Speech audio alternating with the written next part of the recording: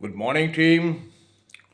Wish you all a very great day ahead.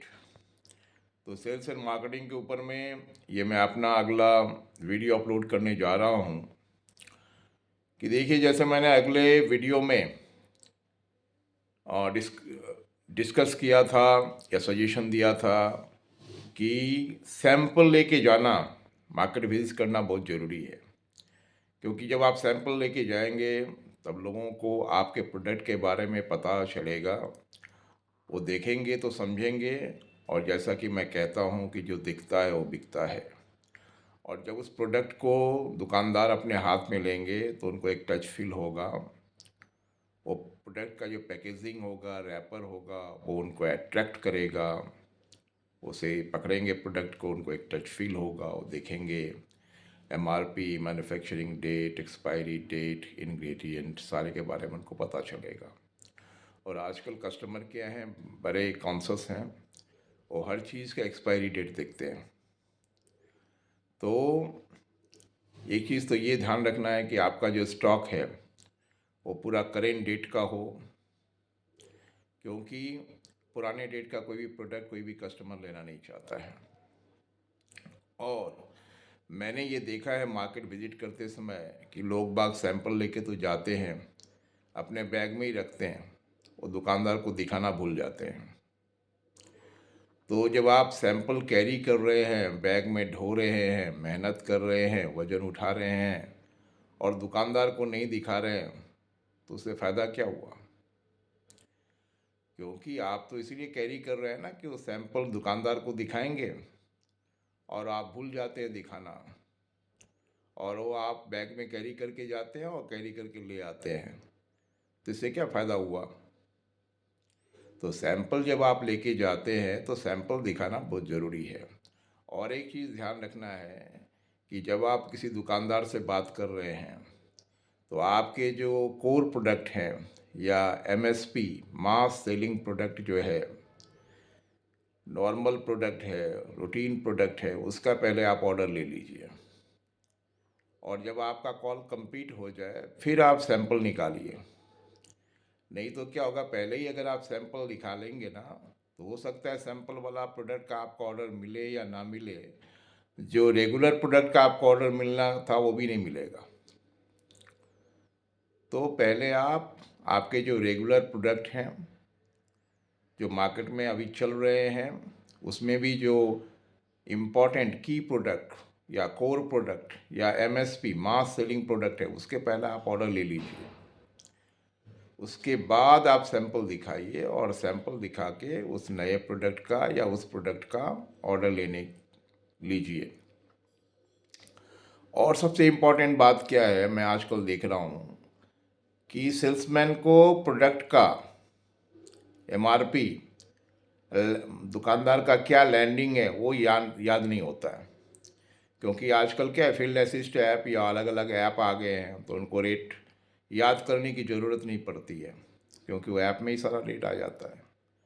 जब उनको दुकानदार पूछता है कि इसका हमारा लैंडिंग, हमारा कॉस्ट क्या है, एमआरपी कितना है और हमारा खरीद कितना है, तो उनको वो ढूंढते रहते हैं ऐप में, वो बता नहीं पाते हैं। तो देखिए, आप जैसा आप देखते हैं कि दुकानदार के पास समय नहीं है और आपके पास भी समय नहीं है, आप भी चाहते हैं कम समय में मैक्सिमम दुकान कवर करना, और दुकानदार भी बेचारा बिजी होता है, कस्टमर से डील कर रहा होता है, किसी के पास आजकल समय नहीं है। सबको फटाफट रिजल्ट चाहिए, है ना। जॉब में भी सबको फटाफट प्रमोशन चाहिए, भले ही उनको काम आता है या नहीं आता है। कोई इंतज़ार करना नहीं चाहता है, कोई वेट करना नहीं चाहता है, दुकानदार भी वेट करना नहीं चाहता है। तो आपको अपने प्रोडक्ट का रेट, मार्जिन, डिस्काउंट पूरा याद होना चाहिए। और एक सेल्समैन को कैलकुलेशन में मास्टर होना बहुत ज़रूरी है। दिमाग का शार्प होना बहुत ज़रूरी है, शार्प माइंडेड होना बहुत ज़रूरी है, कैलकुलेटिव होना बहुत ज़रूरी है। क्योंकि जैसे ही आपको किसी ने रेट पूछा, एमआरपी ये, आपका लैंडिंग कॉस्ट ये है, तो क्या करेगा, अपना मार्जिन के देखेगा, सोचेगा, और फिर वो आपके प्रोडक्ट के लिए हाँ या ना बोलेगा। अगर आप उनका रेट बोलने में ही 10 मिनट, आधा घंटा लगा दिए, तो उसको समझ में आ जाता है आप किस तरह के सेल्समैन हैं। फॉर एग्ज़ाम्पल, आप मार्केट में जा रहे हो, सब्जी मार्केट में, और आप जब सब्जी वाले से, ये एक आलू वाले से रेट पूछते हो ना कि भैया आलू कैसे केजी, पटल कैसे केजी, और आपने 2-3 बार पूछा और मान लियो बेचारा सब्जी वाला दूसरे कस्टमर को माल दे रहा है और आपको लेट कर रहा है, वो जवाब नहीं दे रहा है, तो आप उसके पास रुकोगे क्या? आप दूसरे आलू वाले के पास चले जाते हो या सब्जी वाले के पास चले जाते हो। तो जब आप एक अनपढ़ गंवार सब्जी वाला के लिए उसके उत्तर के लिए इंतज़ार नहीं कर रहे हो, आंसर के लिए दूसरे के पास चले जा रहे हो क्योंकि आपके पास समय नहीं है, तो वैसे ही चीज़ आपके साथ भी हो सकता है ना। वो दुकानदार आपको रेट पूछ रहा है, बता नहीं पा रहे हो, उसके पास समय नहीं है, वो एनाइड हो जाएगा। उसके पास ज़रूरत भी होगा तो झल्ला के बोलेगा नहीं नहीं हमको नहीं चाहिए, सब है जाओ। तो दुकानदार का माइंड स्टडी करना बहुत ज़रूरी है, और साइकोलॉजी तो अपने आप में एक सब्जेक्ट है। तो अपने आप को पूरा तैयार होके जाइए, चुस्त दुरुस्त होके जाइए। आपके प्रोडक्ट के का रेट आपको याद हो, उसके उसमें क्या स्कीम चल रहा है कंपनी की तरफ से वो याद हो, क्या डिस्काउंट दे सकते हैं आप वो आपको पता होना चाहिए। तो जब आप पूरा तैयार रहेंगे ना, दुकानदार के हर सवाल का जवाब दे पाएंगे, तब आप ऑर्डर अधिक से अधिक क्लिक करवा पाएंगे। और सेल्स एंड मार्केटिंग में जैसा मैंने कहा कि अपने आप को कैलकुलेटिव, फटाफट आपके दिमाग में कैलकुलेशन होना चाहिए, उन्होंने जो पूछा उसका फटाफट जवाब दीजिए। तो उससे क्या होगा, आपका इमेज दुकानदार की नज़र में और बढ़िया होगा, अरे यार लड़का अपडेट है, अपने आप को अपडेट रखा है। और सबसे इम्पोर्टेंट बात मैं बार बार आपको सेल्स एंड मार्केटिंग में बता रहा हूँ कि triple A is very important. A for appearance, A for approach and A for attitude. ये तीनों बहुत ज़रूरी है जब आप किसी मार्केट को विजिट कर रहे हैं तो। और सैंपल का क्या इम्पोर्टेंस है मैंने आपको बताया। सैंपल कैरी कर रहे हैं तो दुकानदार को दिखाइए। खाली बैग में लेके घूम रहे हैं, लेके मार्केट में चले गए और मार्केट से आ गए, मैंने ऐसे खुद देखा है अपने आप लोगों को मार्केट में। और सबसे इम्पोर्टेंट बात है, जैसे मैंने बोला, poster banner very important. Poster are the silent seller. वो आपके एब्सेंस में आपके प्रोडक्ट का एडवर्टाइज करते हैं पोस्टर, भले ही उनका लाइफ एक दिन का हो, एक महीना का हो, एक सप्ताह का हो, है ना। लेकिन जब तक वो रहते हैं आपके प्रोडक्ट का साइलेंट एडवर्टाइज करते रहते हैं, साइलेंटली।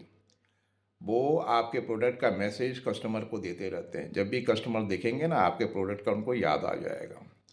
तो जो भी अपने बैग में आप पोस्टर्स बैनर्स लेके जा रहे हैं उसको जगह दे के सही जगह पे लगाइए, ताकि वो कस्टमर का ध्यान अपने तरफ आकृष्ट कर सके। और जो भी आपका न्यू अराइवल है, नए प्रोडक्ट हैं, उसके बारे में उसका पोस्टर ज़रूर लगाइए और वो माल उस दुकान में ज़रूर होना चाहिए। नया प्रोडक्ट क्या करता है, आपको प्रोडक्टिविटी करने में, इफ़ेक्टिव कॉल करने में, प्रोडक्टिव कॉल करने में, दुकानदार से ऑर्डर निकालने में आपको मदद करता है। क्योंकि वो प्रोडक्ट तो किसी दुकान में है ही नहीं, मार्केट में आया ही नहीं है, तो उसके लिए तो सभी जगह खाली है, सब दुकान खाली है, सब दुकानदार उसको लेगा। क्योंकि क्या होता है कि जो पुराने प्रोडक्ट आपके हैं वो पहले से अगर दुकान में हैं तो दुकानदार नहीं लेगा। लेकिन नया प्रोडक्ट तो कहीं है ही नहीं, किसी भी दुकान में नहीं है, तो उसका जो प्रोडक्टिविटी प्रोबेबिलिटी है, संभावना है, वो ज़्यादा होता है। नए प्रोडक्ट को आपको रखवाना बड़ा इजी है, अपने फेस वैल्यू के बदौलत, आपके रिलेशन के बदौलत, आपने दुकानदार से जो रिलेशन बनाए हैं इतने दिन में उसके बदौलत आप किसी भी नए प्रोडक्ट को रखवा सकते हैं।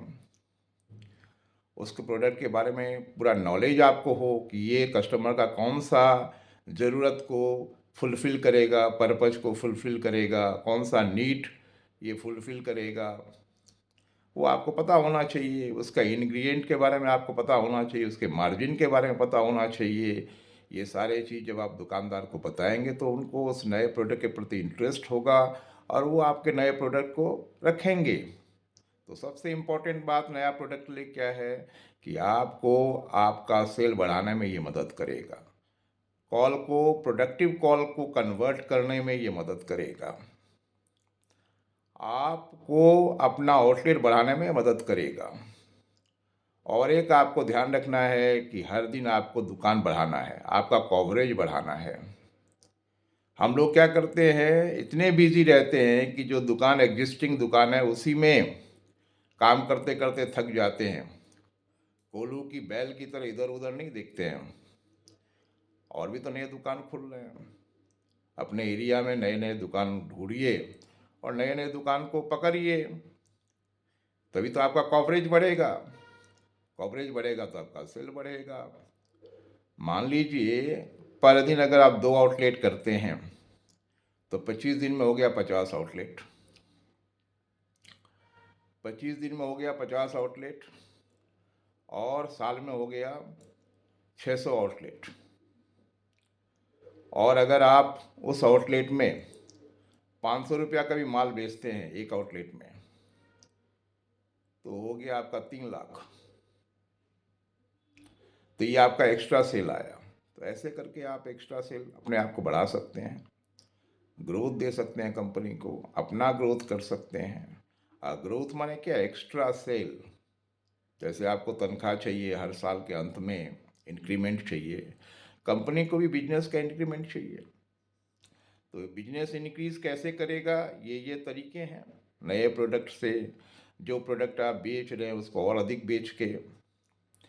तो मैं अभी आपको 3 फंडामेंटल चीज़ बता रहा हूँ, उसको ध्यान से सुनिए कि आपका सेल कैसे बढ़ेगा। पहला मंत्र है कि जो बिक रहा है जो प्रोडक्ट, उसको और बेचिए। दूसरा मंत्र है कि जो प्रोडक्ट नहीं बिक रहा है उसको बेचने की कोशिश कीजिए।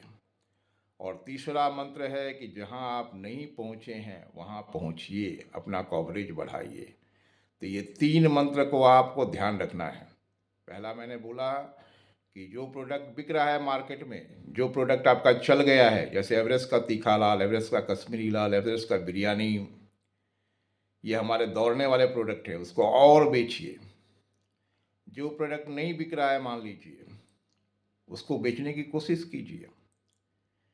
क्योंकि हल्दी मिर्चा धनिया जीरा क्या है, ये बेसिक प्रोडक्ट है, हर कस्टमर को हर घर में चाहिए। उसको और बेचिए, उसको बेचिए। हल्दी मिर्चा धनिया बेसिक प्रोडक्ट है, उसका सेल बढ़ाइए। और तीसरा है कि जहां आप नहीं पहुंचे, नए नए दुकान पकड़िए। आपके एरिया में बहुत सारे दुकान नए खुल रहे होंगे, वो आपने ध्यान नहीं दिया होगा, अभी तक अनटैप्ड होंगे, उसको टैप कीजिए, उसको पकड़िए।